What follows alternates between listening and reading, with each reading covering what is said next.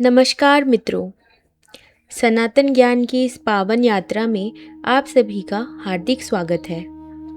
इस संसार में कुछ ऐसे प्रश्न हैं जो युगों से मनुष्य के मन को विचलित करते आए हैं, लेकिन उन सभी प्रश्नों में एक प्रश्न सबसे बड़ा है। मृत्यु के बाद क्या होता है?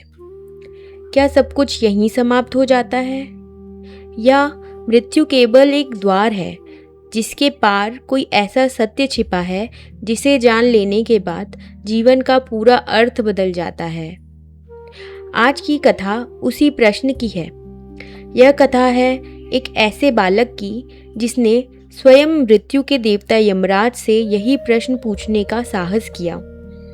आइए श्रद्धा और एकाग्र मन से सुनते हैं कठोपनिषद की अमर कथा, नचिकेता का तीसरा प्रश्न। यमराज नचिकेता के धैर्य और सत्यनिष्ठा से अत्यंत प्रसन्न हुए। उन्होंने उन्हें 3 वरदान देने का वचन दिया। पहले वरदान में नचिकेता ने अपने पिता के कल्याण की कामना की, जिसे यमराज ने सहर्ष स्वीकार किया। दूसरे वरदान में नचिकेता ने अग्नि यज्ञ का दिव्य ज्ञान प्राप्त किया। अब समय था तीसरे और सबसे महत्वपूर्ण वरदान का। यमराज ने गंभीर स्वर में कहा, हे नचिकेता, अब अपना तीसरा वरदान मांगो। कुछ क्षणों तक नचिकेता मौन रहे। फिर अत्यंत विनम्रता से उन्होंने अपने हाथ जोड़कर कहा, हे प्रभु, मेरे मन में एक प्रश्न है। कुछ लोग कहते हैं कि मृत्यु के बाद भी जीवन रहता है, जबकि कुछ कहते हैं कि मृत्यु के साथ ही सब कुछ समाप्त हो जाता है। कृपया मुझे इस रहस्य का सत्य बताइए। नचिकेता का यह प्रश्न सुनकर कुछ क्षणों के लिए चारों ओर गहरा मौन छा गया। यमराज ने नचिकेता की ओर देखा और गंभीर स्वर में कहा, हे नचिकेता, तुमने ऐसा प्रश्न पूछा है जिसका उत्तर जानने की इच्छा देवताओं ने भी की है। यह अत्यंत सूक्ष्म और गूढ़ रहस्य है, इसलिए तुम कोई दूसरा वरदान मांग लो। लेकिन नचिकेता अपने संकल्प से तनिक भी विचलित नहीं हुए। उन्होंने विनम्रता से कहा, हे प्रभु, यदि इस प्रश्न का उत्तर आप नहीं देंगे तो इस संसार में और कौन देगा? मैं केवल इसी सत्य को जानना चाहता हूँ। यमराज ने एक बार फिर नचिकेता की परीक्षा लेना चाहिए। उन्होंने कहा, यदि तुम चाहो तो मैं तुम्हें अपार धन संपत्ति दे सकता हूँ, विशाल राज्य, दीर्घायु, स्वर्ग के सुख, रथ, हाथी, घोड़े और वह सब कुछ जिसकी कामना मनुष्य जीवन भर करता है। जो भी इच्छा हो मांग लो, लेकिन मृत्यु के इस रहस्य के विषय में मत पूछो। यमराज का प्रस्ताव सुनकर भी नचिकेता के मुख पर कोई आकर्षण नहीं था। उन्होंने शांत स्वर में उत्तर दिया, हे यमदेव, ये सभी सुख क्षणभंगुर हैं। आज हैं, कल नहीं रहेंगे। धन, वैभव, यौवन और यह शरीर एक दिन सब नष्ट हो जाएगा। ऐसी वस्तुओं से मुझे क्या लाभ जिनका अंत निश्चित है? कुछ क्षण रुककर उन्होंने आगे कहा, मैं उस सत्य को जानना चाहता हूँ जो कभी नष्ट नहीं होता। यदि आज यह अवसर छोड़ दूं तो शायद फिर कभी यह प्रश्न पूछने का सौभाग्य ना मिले। इसलिए मुझे केवल उसी ज्ञान की इच्छा है। नचिकेता के इन वचनों को सुनकर यमराज अत्यंत प्रसन्न हुए। उन्होंने कहा, हे नचिकेता, संसार में 2 मार्ग होते हैं। एक प्रेय का मार्ग जो मनुष्य को क्षणिक सुखों की ओर ले जाता है, दूसरा श्रेय का मार्ग जो उसे शाश्वत सत्य की ओर ले जाता है। अधिकांश लोग प्रेय को चुनते हैं, किंतु तुमने श्रेय को चुना है, इसलिए तुम इस ज्ञान के अधिकारी हो। इतना कहकर यमराज ने वह अमर ज्ञान देना आरंभ किया, जिसने युगों से असंख्य लोगों के जीवन को नई दिशा दी। यमराज ने शांत और गंभीर स्वर में कहना आरंभ किया, हे नचिकेता, जिस सत्य को जानने की इच्छा तुमने की है उसे शब्दों में समझाना सरल नहीं है, फिर भी ध्यान पूर्वक सुनो। आत्मा न कभी जन्म लेती है और न कभी मृत्यु को प्राप्त होती है।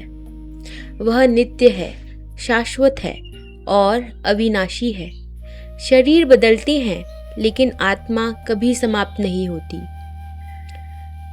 कुछ क्षण रुककर यमराज ने आगे कहा, जिस प्रकार मनुष्य पुराने वस्त्रों का त्याग कर नए वस्त्र धारण करता है, उसी प्रकार आत्मा पुराने शरीर को छोड़कर नया शरीर धारण करती है।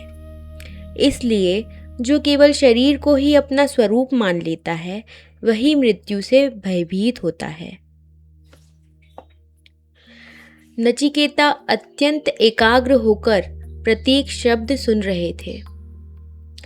यमराज ने आगे कहा, आत्मा को कोई अस्त्र काट नहीं सकता, अग्नि उसे जला नहीं सकती, जल उसे भिगो नहीं सकता और वायु उसे सुखा नहीं सकती, क्योंकि आत्मा इन सबसे परे है। फिर उन्होंने नचिकेता से पूछा, बताओ नचिकेता, यदि कोई वस्तु कभी नष्ट ही नहीं होती तो क्या उसे मृत्यु का भय हो सकता है?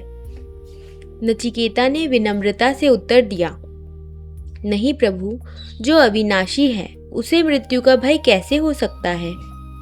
यमराज मुस्कुराए और बोले, यही सत्य है। मृत्यु केवल शरीर का परिवर्तन है, आत्मा का नहीं। भय वहीं उत्पन्न होता है जहां मनुष्य स्वयं को केवल शरीर मान बैठता है।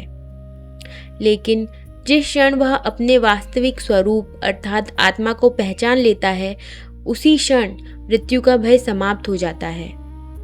इसके बाद यमराज ने एक और गहरा रहस्य बताया। हे नचिकेता, मनुष्य का मन यदि इंद्रियों के पीछे भागता रहे तो वह सत्य से दूर हो जाता है, लेकिन जो अपने मन को संयमित करता है, विवेक को अपना मार्गदर्शक बनाता है और आत्मा का चिंतन करता है, वही परम सत्य को प्राप्त करता है। उन्होंने आगे कहा, सत्य का मार्ग सरल नहीं है, वह तलवार की धार के समान सूक्ष्म और कठिन है। लेकिन जो धैर्य, श्रद्धा और निरंतर प्रयास के साथ इस मार्ग पर चलता है, वह अंततः परमात्मा का अनुभव करता है। जहाँ परमात्मा का अनुभव हो जाता है, वहाँ मृत्यु का कोई भय नहीं रह जाता। यमराज के इन दिव्य वचनों को सुनकर नचिकेता के मन में सभी संशय समाप्त हो गए। अब उनके भीतर न भय था न भ्रम, केवल शांति थी, केवल सत्य था और आत्मज्ञान का प्रकाश था। उस दिन नचिकेता ने केवल मृत्यु का रहस्य ही नहीं जाना, उन्होंने स्वयं को जानने का मार्ग भी पा लिया। यमराज ने अंत में नचिकेता से कहा, हे नचिकेता, स्मरण रखना, मनुष्य का सबसे बड़ा शत्रु मृत्यु नहीं है बल्कि अज्ञान है। जब तक मनुष्य स्वयं को केवल शरीर मानता रहेगा, तब तक भय, मोह और दुख उसका पीछा नहीं छोड़ेंगे। लेकिन जिस क्षण वह अपने वास्तविक स्वरूप अर्थात आत्मा का अनुभव कर लेता है, उसी क्षण उसके सभी भय समाप्त हो जाते हैं।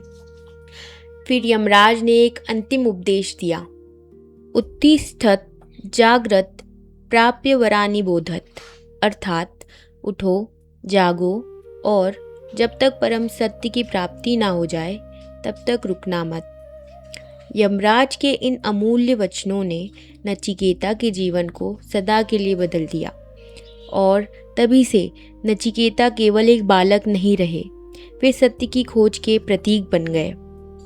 यह कथा आज भी हमें एक गहरा संदेश देती है। हम में से अधिकांश लोग धन, प्रतिष्ठा और क्षणिक सुखों के पीछे जीवन भर दौड़ते रहते हैं, लेकिन क्या हमने कभी स्वयं से यह पूछा है, मैं वास्तव में कौन हूँ? शायद यही वह प्रश्न है जो हमारे जीवन की दिशा बदल सकता है। कठोपनिषद हमें सिखाता है कि आत्मज्ञान ही वह प्रकाश है जो अज्ञान के अंधकार को दूर करता है, और जब आत्मज्ञान का प्रकाश भीतर जाग उठता है, तब मृत्यु भी भय का कारण नहीं रह जाती, वह केवल एक परिवर्तन बन जाती है। यदि इस कथा ने आपको एक क्षण के लिए भी सोचने पर विवश किया हो तो आज कुछ समय अपने लिए अवश्य निकालिए और अपने भीतर झांकिए और स्वयं से एक प्रश्न पूछिए, क्या मैं केवल यह शरीर हूँ या मेरे भीतर कुछ ऐसा भी है जो शाश्वत है? शायद इसी प्रश्न का उत्तर जीवन का सबसे बड़ा उत्तर बन जाए। यदि यह कथा आपके हृदय को स्पर्श कर गई हो तो इसे अपने प्रियजनों के साथ अवश्य साझा करें।